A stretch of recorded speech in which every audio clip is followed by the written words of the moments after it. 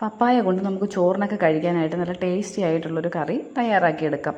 അപ്പോൾ നമുക്കതെങ്ങനെയാണ് തയ്യാറാക്കുന്നത് നോക്കിയാലോ.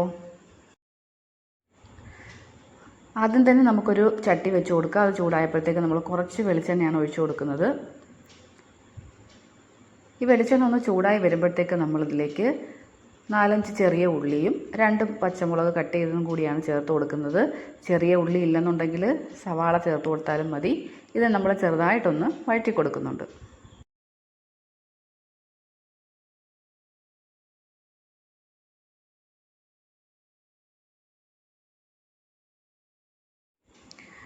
ഇനി നമ്മളിതിലേക്ക് ചേർത്ത് കൊടുക്കുന്നത് പപ്പായ ക്ലീൻ ആക്കിയിട്ട് ഇതുപോലെ കട്ട് ചെയ്തതിന് ശേഷം അതും കൂടിയാണ് ഇട്ട് കൊടുക്കുന്നത്. അരമുറി പപ്പായയാണ് ഞാൻ എടുത്തിരിക്കുന്നത്.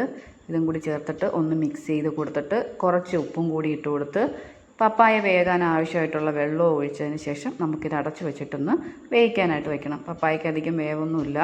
കുക്കറിലിട്ടിട്ട് ഒന്ന് വിസിലടിപ്പിച്ചാലും മതിയായിരുന്നു. അപ്പോൾ നമ്മളിതിപ്പോൾ ഇങ്ങനെയാണ് ചെയ്തെടുക്കുന്നത്.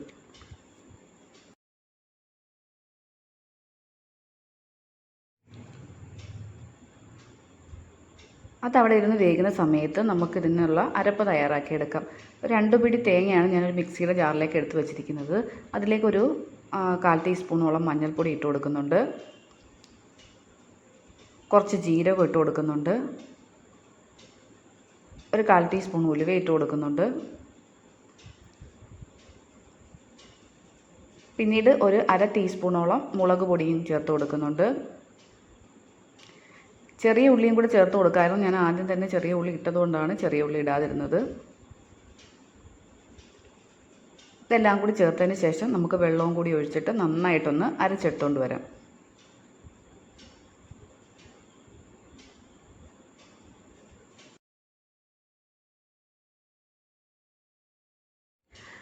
ഈ സമയത്ത് നമ്മുടെ പപ്പായയൊക്കെ വെന്ത് വന്നിട്ടുണ്ട്. നമ്മളൊന്ന് കട്ട് ചെയ്ത് നോക്കാം, അല്ലെങ്കിൽ കുറച്ചൊരു എടുത്തിട്ടൊന്ന് കഴിച്ച് നോക്കിയാലും മതി. ഇപ്പോൾ എല്ലാം ഒന്ന് വെന്ത് വന്നിട്ടുണ്ട്. ഇനി ഇതിലേക്ക് നമ്മൾ അരച്ചുകൊണ്ട് വച്ചിരിക്കുന്നത് അരപ്പും കൂടി ചേർത്ത് കൊടുക്കാം.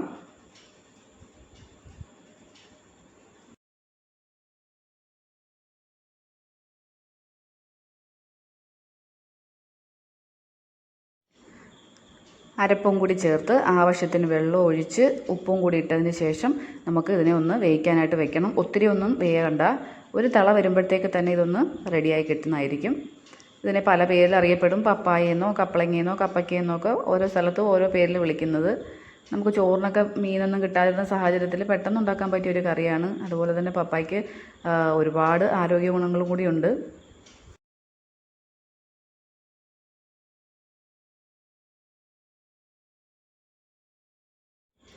നമ്മളിനി ഇതൊന്നും അടച്ചൊന്നും വെക്കുന്നില്ല. ആവശ്യത്തിന് വെള്ളവും കൂടി ചേർത്തതിന് ശേഷം ഇതുപോലെ ഒന്ന് ഇളക്കി നമുക്ക് ചെറുതായിട്ടൊന്ന് തിളപ്പിച്ചെടുക്കണം.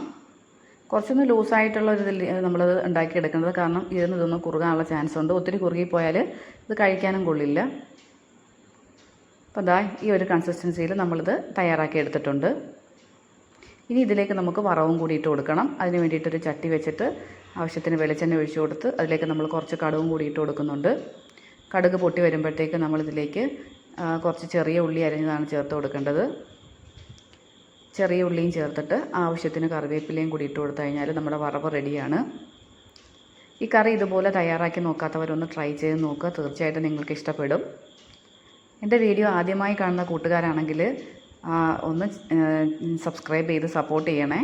അതുപോലെ തന്നെ വീഡിയോ കണ്ടുകൊണ്ടിരിക്കുമ്പോൾ ഇഷ്ടമായാലും ഒന്ന് ലൈക്കും കൂടി ചെയ്തേക്കണേ.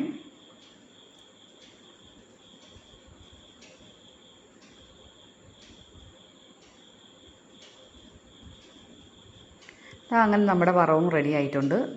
ഇനി നമ്മൾ കറിയിലേക്ക് ഈ വറവും കൂടി ഇട്ട് കൊടുക്കാം. അങ്ങനെ ടേസ്റ്റി ആയിട്ടുള്ള ഒരു പപ്പായ കറി ഇവിടെ റെഡി ആയിട്ടുണ്ട്.